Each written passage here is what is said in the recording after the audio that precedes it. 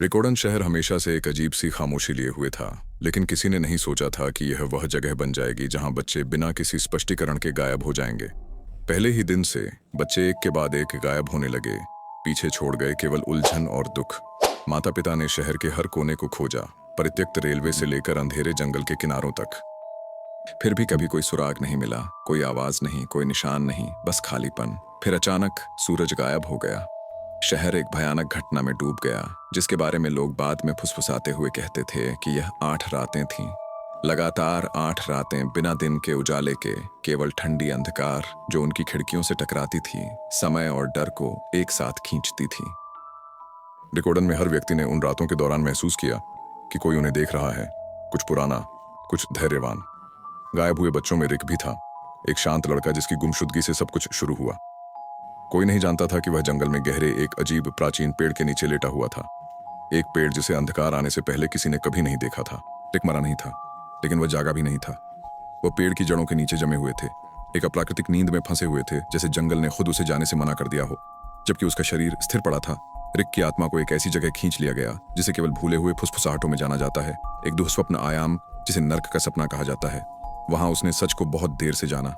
एक आत्मा शिकारी ने उसे पकड़ लिया था, एक प्राणी जो 8 रातों के दौरान बच्चों का पीछा करता था और उन्हें सपनों से बने पिंजरों जैसी अन्य आयामों में बंद कर देता था।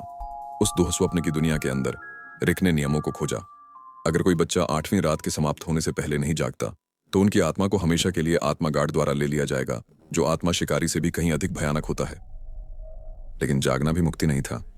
अगर कोई बच्चा पहले और छठे दिन के बीच मुक्त हो जाता तो वे बच जाते, लेकिन उनके अंदर कुछ टूट जाता, उनका मन अंधकार में गिर जाता, उनके शरीर को 3 लंबे वर्षों के लिए कोमा में छोड़ देता, और जब वे लौटते तो कभी पहले जैसे नहीं होते।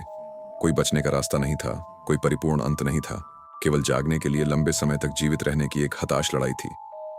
रिक अकेला नहीं था जो फंसा हुआ था। रिकोडॉन से गायब हर बच्चा अलग अलग दुःस्वप्न आयामों में गिर गया था, जो उन्हें उनके अपने तरीके से तोड़ने के लिए डिजाइन किए गए थे। उनके शरीर वास्तविक दुनिया में अजीब और असंभव स्थानों पर बिखरे पड़े थे, पेड़ों के नीचे, परित्यक्त कुओं के अंदर, नदियों के ऊपर तैरते हुए, पूरी तरह से अप्राप्य जब तक कोई पैटर्न को समझ ना ले।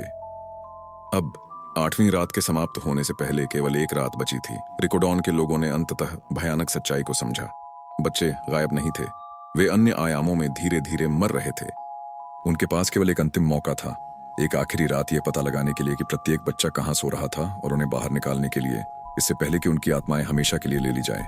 और कहीं गहरे जंगल में प्राचीन पेड़ की धड़कती जड़ों के नीचे रिक अभी भी सो रहा था, एक ऐसे दुःस्वप्न से लड़ते हुए जो उसका नहीं था। यह केवल शुरुआत थी, एक बहुत ही अंधेरे कहानी का पहला भाग जो अभी भी रिकोडॉन की छायाओं में खुल रही थी।